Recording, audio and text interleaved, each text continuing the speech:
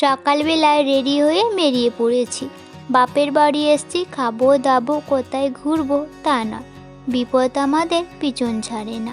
বড় জামাইবু সাইকেল চালাচ্ছে, পাপা আর পাপার বাবা বসে আছে, আর আমি মেজো জামাইবু সাইকেলে আছি। ওরা দুজনে আসছিল একটা সাইকেলে, তারপর আমরা দুজন আসলাম। বললাম, মেজো জামাইবু তুমি আর একটা সাইকেল নাও, তাহলে চলে যাই। সকালবেলা টোটো পাওয়া এইদিকে যায় না খুব একটা, আর ওইদিকেও তাড়াহুড়ো বেঁধে গেছিলো বাজারে আসার জন্য।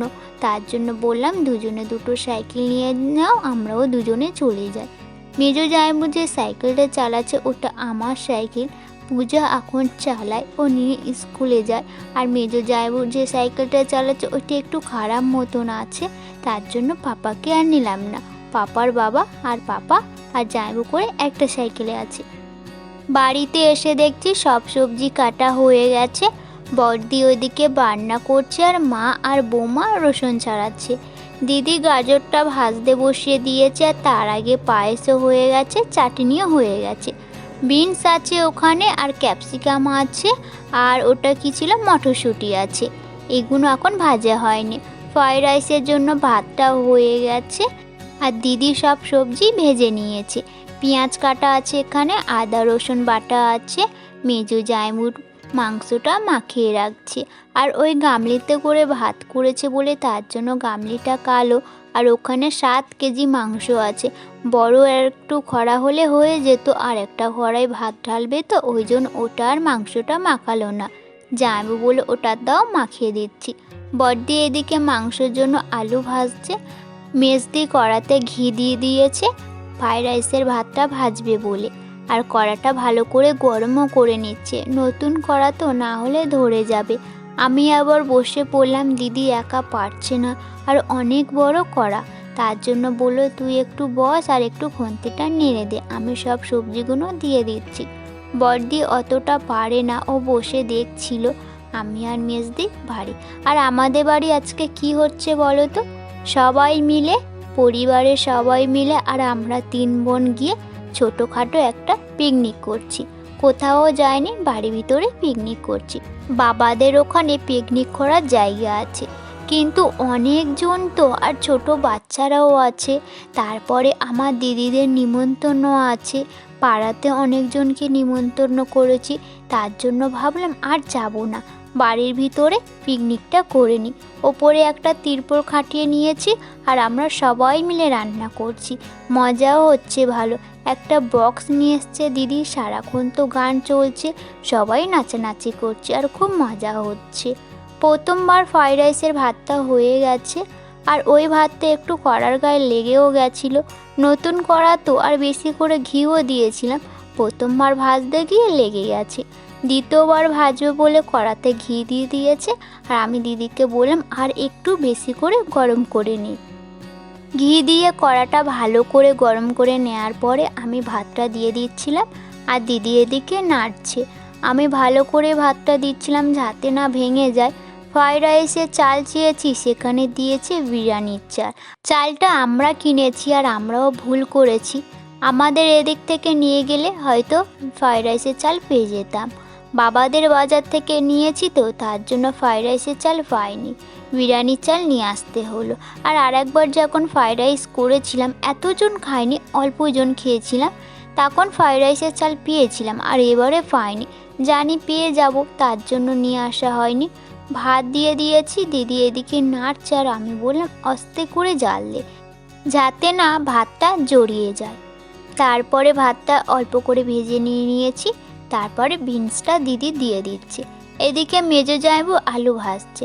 বড়দি উঠে গেছে। বড়দি উঠে কী কাজ করছিল আমি জানি না। মেজো জামাইবু আলু ভাজছে।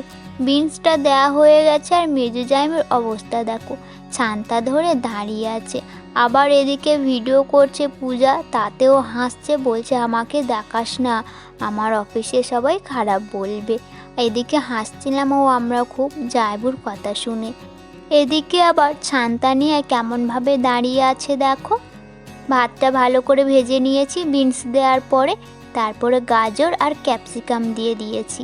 এদিকে তারপরে আবার ওটা বটবটি দিয়ে দিল, আর আমি এদিকে ভালো করে নেড়ে নিচ্ছি। এখনও গামলিতে অনেক ভাত আছে, ওগুলো আবার ভাজতে হবে। ফ্রাইড রাইসের ভাত ভাজা হয়ে গেছে। আর এদিকে মাংসটা কষার জন্য তেল দেওয়ার পরে তেজপাতা, শুকনো লঙ্কা, গোটা গরম মশলা, এলাচ দিয়ে নাড়িয়ে নেওয়ার পরে আমি রসুনটা দিয়ে দিয়েছি।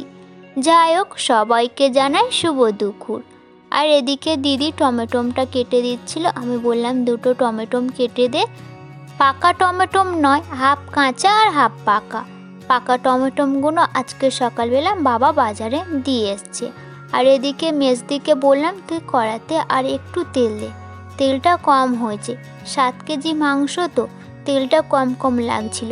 তারপর মেজদি আর একটু তেল দিয়ে দিয়েছে আর ভালো করে আমি রসুন দিয়ে নাড়িয়ে নিয়েছি। তারপরে পেঁয়াজটা দিয়ে দিয়েছে আর এদিকে উলানটা দিদি লিভিয়ে দিয়েছে। বললাম উলানে একটা ঘুঁটে দে, ভালো করে জ্বলুক, না হলে পেঁয়াজটা ভাজা ভাজা হবে না। পেঁয়াজটা ভাজা ভাজা করে নিয়ে তারপর আদা দিয়ে মশলাটা ভালো করে কষিয়ে নিয়েছি। দিদিকে বললাম অল্প অল্প করে হলুদের গুঁড়ো, ঝালের গুঁড়ো, জিরের গুঁড়ো এক এক করে দিয়ে দে। লবণটা তার আগে মনে হয় দিদি দিয়ে দিয়েছিল, আমার মনে নেই অতটা, তখন আমি একটু উঠে গেছিলাম। তারপরে দিদি আমাকে ডাকলো। ওইদিকে পাপা কান্না করছিল, তার জন্য আমার যেতে হয়েছে। হলুদের গুঁড়োটা দিয়ে নাড়িয়ে নিয়েছি। তারপর লঙ্কার গুঁড়ো দিল। আর এখানকার লঙ্কার গুঁড়ো অতটা ঝাল নেই, আমাদের ওখানে লঙ্কার গুঁড়ো কি দারুণ ঝাল, একটু দিলে ঝাল হয়ে যাবে। দিদিকে বললাম একটু জল দে, মশলাটা ভালো করে কষা হবে। আর ও এত বদমাস, আমাকে বসিয়ে দিয়ে আমি এদিকে খুন্তি নাড়ছি আর ও ওইদিকে গল্প করেই যাচ্ছে। এক এক করে যে মশলাটা দিতে হবে সেটা আবার আমাকে বলে দিতে হচ্ছে। জিরের গুঁড়োটা দিয়ে দিলাম, দিয়ে ভালো করে মশলাটা কষিয়ে নেব। তেল তেল ছেড়ে আসলে তারপরে মাংস দেব। দুটো টমেটো দিয়ে দিলাম আর ধনেপাতাটা কাটা আছে পরে দেব, কষার সময় দেব। আর এখানে তো কেউ আবার ফোটার সময় ধনেপাতা দিলে খেতে চায় না, ওদের নাকি গন্ধ লাগে। মশলাটা ভালো করে কষিয়ে নিয়েছি, তেলও ছেড়ে দিয়েছে। আর এদিকে দিদি ছাঁকনি করে মাংসটা দিয়ে দিচ্ছি। হাত দিয়ে দিতে বলছি, হাত দেবেন না। আর ওর হাতটা জ্বালাও করছে, অনেক বাটনা করেছে তো। মিক্সচার নেই মাদের, দিদির আবার মিক্সচার আছে, বড়দির মিক্সচার আছে, মিক্সচারটা আবার আনেনি, আঁশ হয়ে যাবে। ওরা নিরামিষই খায় তো, বেশিরভাগ নিরামিষই খায়, মাঝের মধ্যে আঁশ খায়, বার বুঝে তারপরে আঁশ খায়, তার জন্য ওরা আঁশ করতে চায় না মিক্সচারটা। দিদি এক এক করে মাংসটা দিয়ে দিল ছাঁকনিতে করে। আর আমাদের এখানে রান্নাও হয়ে গেছে, সবাই খেতেও বসে গেছে। আর কি রান্না হয়েছে তোমাদের তো দেখানোই হয়নি। ফ্রাইড রাইস হয়েছে, চিকেন কষা হয়েছে, চাটনি হয়েছে, পায়েস হয়েছে আর পাঁপড় হয়েছে। পিকনিকে এইটুকুই আয়োজন করতে পেরেছি, আর বেশি কিছু আয়োজন করতে পারিনি। ছোট বাচ্চাদের খাওয়া হয়ে গেলে বড়রা সবাই বসে পড়েছে, আর আমরা এখন মেয়েরা বসেনি। এদের খাওয়া হয়ে গেলে তারপরে সব মেয়েরা বসবো।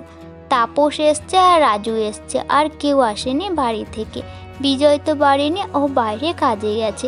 পাপার বাবা ওই সাইডে বসেছে আর ও অনেকক্ষণ আগে বসেছে, এখনও খাওয়া হয়নি।